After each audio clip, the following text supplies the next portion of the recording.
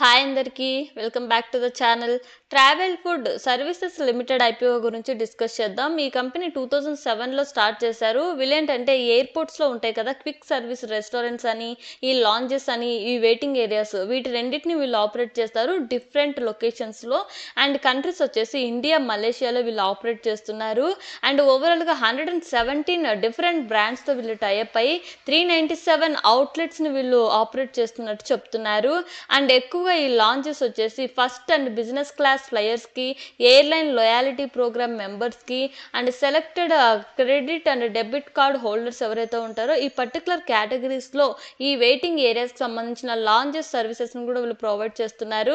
And ఇండియాలో వచ్చేసి 14 ఎయిర్పోర్ట్స్ని వీళ్ళు ఆపరేట్ చేస్తుంటే, మలేషియాలో వచ్చేసి 3 ఎయిర్పోర్ట్స్లో వీళ్ళు ఆ సర్వీసెస్ని అయితే ప్రొవైడ్ చేస్తున్నారు.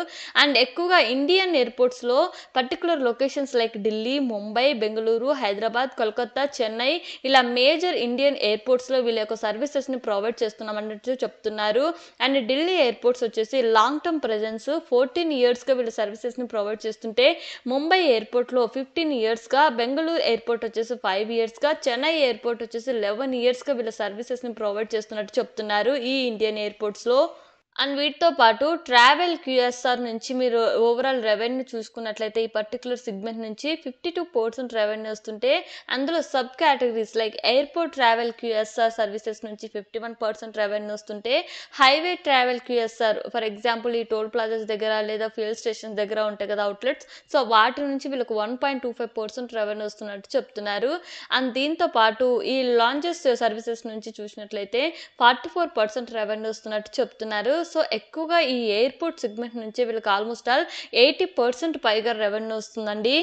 And coming to the financial data, revenue చూసినట్లయితే ఇయర్ ఆన్ ఇయర్లో 21% గ్రోత్ కనపడుతుంది. 1462 క్రోడ్స్ నుంచి 1762 క్రోడ్స్ పైగా. అండ్ ప్యాట్ అబ్జర్వ్ చేసినట్లయితే ఇయర్ ఆన్ ఇయర్లో 27% గ్రోత్ కనపడుతుంది, విచ్ ఇస్ 298 క్రోడ్స్ నుంచి 379 క్రోడ్స్ పైగా.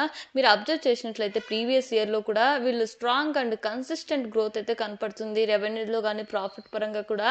అండ్ ఓవరాల్ ప్రాఫిట్ మార్జిన్స్ కూడా మీరు చూసినట్లయితే వీళ్ళ క్యాపిటల్ ఎఫిషియెంట్ వేలో యూజ్ చేసుకుంటూ return on capital and equity పరంగా కూడా బెటర్ రిటర్న్ పర్సంటేజ్ అయితే మెయింటైన్ అవుతున్నాయి. సో రిటర్న్ ఆన్ ఈక్విటీ పరంగా 35% మార్జిన్స్ మెయింటైన్ అవుతుంటే, రిటర్న్ ఆన్ క్యాపిటల్ పరంగా 51% పైగా వీళ్ళు గ్రోత్ అయితే కనపడుతుంది. అండ్ దీంతో పాటు మీరు ఇయర్ ఆన్ ఇయర్లో అసెట్స్ చూసినట్లయితే వీళ్ళు 12% గ్రోత్ అయితే కనపడుతుంది. సో ఓవరాల్ ఫినాన్షియల్స్ వైజ్గా స్ట్రాంగ్గా ఉంటూ లైక్ రెవెన్యూ పరంగా, ప్రాఫిట్ గ్రోత్ పరంగా, వీళ్ళ రిటర్న్స్ పరంగా కూడా స్ట్రాంగ్గా ఉన్నారు. సో బెటర్గా వీళ్ళు పర్ఫామ్ చేసుకుంటూ వస్తున్నారు ఇయర్ ఆన్ ఇయర్లో.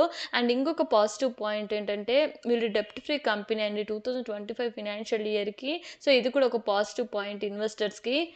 And coming to the IPO details, July 7th open అయ్యి జూలై 9th క్లోజ్ అవుతుంది. ఫేస్ వాల్యూ వచ్చేసి 1 పర్ షేర్, ప్రైస్ బ్యాండ్ వచ్చేసి 1045 నుంచి 1100 పర్ షేర్ అండి. లాట్ సైజ్ వచ్చేసి 13 షేర్స్. ఐపీఓ ద్వారా వీళ్ళు 2000 crores రైజ్ చేస్తుంటే మొత్తం ఆఫర్ ఫర్ సేల్లో వస్తున్నారు. అందులో 1 రీటైల్ మినిమం లాట్ వచ్చేసి 14,300. అండ్ మిగతా డీటెయిల్స్ మీరు స్క్రీన్లో అబ్జర్వ్ చేయొచ్చు.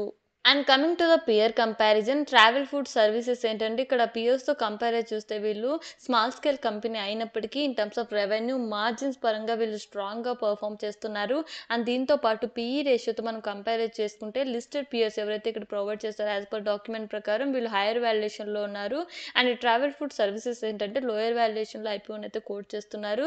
సో ఓవరాల్ గ్రోత్ పరంగా కూడా స్ట్రాంగ్గా ఉన్నారు కాబట్టి ఐపీఓలో మంచి డిమాండ్ని అయితే క్రియేట్ చేస్తుందని అనుకుంటున్నా. And coming to the positive points అండి, విత్ ఇన్ ఇండియాలోనే 14 ఎయిర్పోర్ట్స్లో వీళ్ళ సర్వీసెస్ని ప్రొవైడ్ చేయడమే కాకుండా వాల్యుయేషన్స్ పరంగా కూడా స్ట్రాంగ్గా పర్ఫామ్ చేస్తున్నారు. అండ్ దీంతో పాటు డెప్ట్ free company. And coming to the risk factors అండి, యాక్చువల్గా ఈ టైప్ ఆఫ్ బిజినెస్కి కాంపిటీషన్ హెవీగా ఉంటుంది, గ్లోబల్గా డొమెస్టిక్ ప్లేయర్స్ ఉంటారు. అండ్ వీటితో పాటుగా వీళ్ళకి ఈ ట్రావెల్ డిస్ట్రిప్షన్స్ వస్తే, ఒకవేళ ఫర్ ఎగ్జాంపుల్ ఏదైనా డౌన్ టర్న్ జరిగితే ఈ ఎయిర్పోర్ట్స్లో ఎక్కువ వీళ్ళకి రెవెన్యూ డిపెండెన్స్ ఉంది కాబట్టి ఆ పర్టిక్యులర్ సెగ్మెంట్‌లో ఏదైనా ఇంపాక్ట్ జరిగితే ఓవరాల్ బిజినెస్ మీద కూడా ఇంపాక్ట్ జరిగే అవకాశం ఉంటది. అండ్ దీంతో పాటు ఈ టైప్ ఆఫ్ బిజినెస్‌కి ఏవైతే రిస్క్ ఫ్యాక్టర్స్ ఉంటాయో అవన్నీ వీటికి కూడా వర్తిస్తాయి. As of now grey market premium అయితే 8% అయితే మెయింటైన్ అయితుంది. ఇది చేంజ్ కూడా అవ్వచ్చు. సో, ఓవరాల్ వాల్యుయేషన్స్ పరంగా వీళ్ళ వాల్యూస్ కూడా అట్రాక్టివ్‌గా ఉన్నాయి అండ్ బెటర్‌గా పెర్ఫార్మ్ చేస్తున్నారు కాబట్టి నేనైతే ఐపీఓలో పార్టిసిపేట్ చేద్దాం అనుకుంటున్నా. ఒకవేళ మీరు చేయాలనుకుంటే మీ ఓన్ అనాలిసిస్ ఆర్ మీ ఫినాన్షియల్ అడ్వైజర్‌తో కనెక్ట్ అయిన తర్వాతనే డిసిషన్ తీసుకోండి. ఒకవేళ మీకు ఈ వీడియో ఇన్ఫర్మేటివ్‌గా అనిపిస్తే ప్లీజ్ మన ఛానల్‌ని సబ్స్క్రైబ్ చేసుకోండి. And thank you for watching.